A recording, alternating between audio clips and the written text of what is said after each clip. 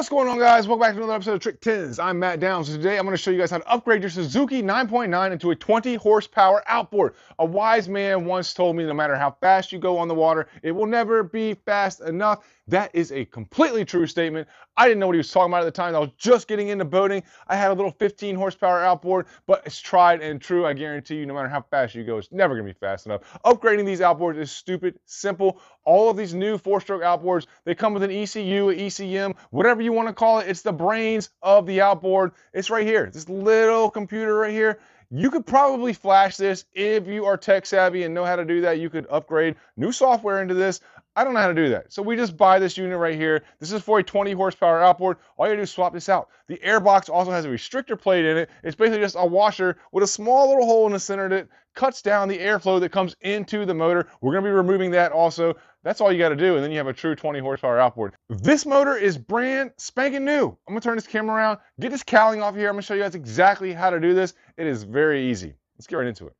All right, so check it out. Brand new outboard. Never even taken the cowling off of it before.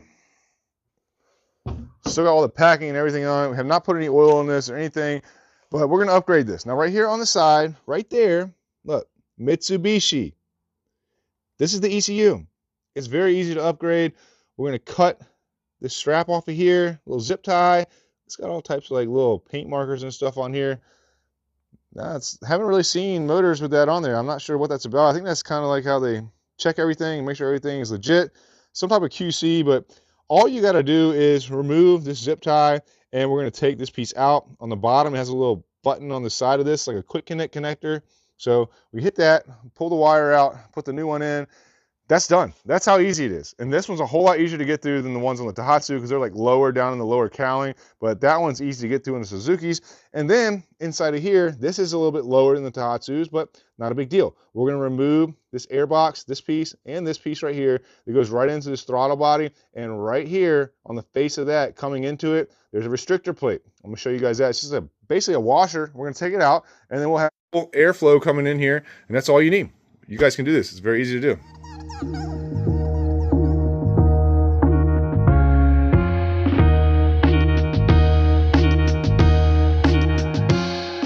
All right, so look, this side, we've got the new ECU in here, and look, you can see 89L20, the original one, 89LFO. This is the 99 stock one. I did use this little pick tool right here, and you can see I got my finger right there pretty good with it, but I wouldn't be working if I wasn't bleeding. I use this just to reach down in the bottom and release the electrical connector and popped it out. And you don't even need the zip tie on there. I mean, the thing is not moving. It's super tight in there. That literally took me less than a minute. This side over here, very simple. Right here, you got one bolt. That's a 10mm bolt. You remove that, and this whole air box can free float and come out of here. I just pulled this out to give us a little bit of extra slack in it. And then inside of there, that's where the rubber piece was at. And this was inside of it. Now, these little holes that are in here, there was rubber connecting through those. I just took my little pocket knife right there and I just slit the little rubber pieces off and pulled this out. That's blocking the airflow. I mean, think about that. The rubber actually covered up all these little holes on the outside. So that's the only hole that you had for airflow. And that's literally like maybe 1/4 inch, probably 3/16. So opening that up, world of difference. Doubled your horsepower. This side took me about maybe 10 minutes to do, but it's really easy, guys. The Suzukis are a whole lot easier than the Daihatsus and the Mercuries are to do, so I like the Suzukis a little bit better. I don't know, to each his own.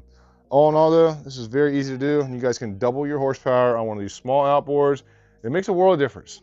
This boat right here is a 1648 well-built, it's custom built. This thing with this outboard at a 20 is probably gonna run somewhere around 25 miles an hour. Maybe a little bit faster. It's pretty quick little upgrade though, and it's definitely worth doing it. If you're thinking about getting an outboard, you're looking at a 9.9, I would suggest that you get one of these newer 9.9 4-strokes Suzukis. They're the easiest to work on, and they're my favorite.